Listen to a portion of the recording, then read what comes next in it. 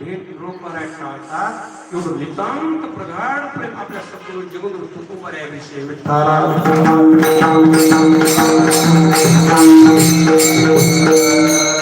देव प्राप्त होणं म्हणजे सामान्य गोष्ट नाही. जगतामध्ये सर्वात कठीण गोष्ट जी असेल तर देव प्राप्ती आहे.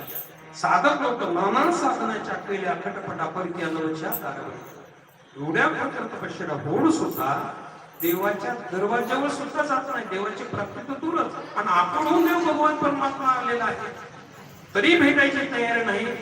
देवाची भेट मिळून पाहायला आवडत एवढं प्रेम जगद्गुरू तुकोबरायाविषयी. आणि जगद्गुरू तुकोबरायाला वैकुंठामध्ये समजलं. निरोपरायाने अनुष्ठान मानलेल्या अन्न पाण्याचा त्याग केलेला हे प्रकृती कृष्णवती आहे. आणि हे प्रेम पाहून जगद्गुरू तुकोबराय खाली आलेले आहे. जिथे निरोपरायांचं अनुष्ठान होतं तिथे आले आणि जगद्गुरू तुकोबरायाने त्यांना हलवून सावध केलं. हलवून सावध केल्यानंतर प्रकृती क्षीण झालेली आहे आणि सहज डोळे उघडून बघतात तर ज्याच्यासाठी आपण 42 दिवस अन्न पाण्याचा त्याग करून इथे अनुष्ठान मांडलेलं आहे ते जगद्गुरू तुकोबरायाला पाहता क्षणी निरोपरायांचे उद्गार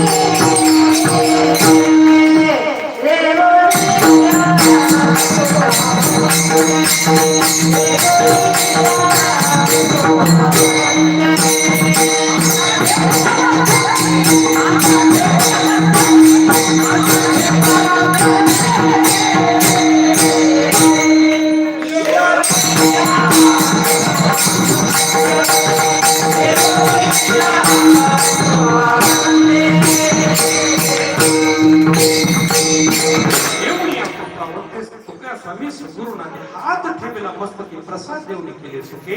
आता तुम्ही आता आलेला आहात तर मजवर तुम्ही कृपा करा. पण निरोपरायाने मस्तकावर हात ठेवता क्षणी कृपा कटाक्षणाळी आपल्यामध्ये बसले भाव ब्रह्मादेव वगैरे विठ्ठले दत्ताचे दिले वरदान म्हणून हस्त स्पर्श करून निरोपरायावर जगद्गुरू तुकोबरायाने कृपा केली आणि हात मस्तकावर ठेवता क्षणी निरोपरायाला समत्व अवस्था प्राप्त झाली. आणि समत्व अवस्था प्राप्त निरोपरायाची झाल्यानंतर सद्गुरूला कृपा प्राप्त झाल्यानंतर निरोपरायाच्या मुखातून शब्द बाहेर पडले. अभंगाचं पहिलं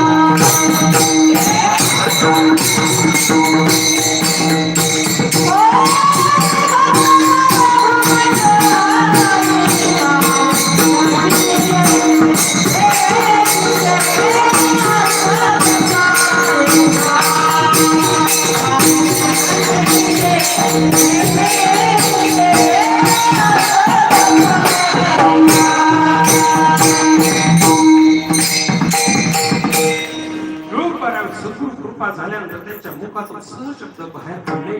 कायदांचा महिमा वामू वारंवार हरिभक्त थोर मंडळी. अशा संतांचा महिमा मी कशा पद्धतीने बनवतो. या अभंगाचे एक अपूर्वता असं आहे की संतांचं वर्णन करतात. त्याला योगाच्या भाषेमध्ये मणिकांचन योग म्हणतात. मणिकांचन योग म्हणजे सोन्याची अंक, आणि त्या सोन्याच्या अंकाचं तर महत्व असतं. त्याच्यात जर हिरा बसवला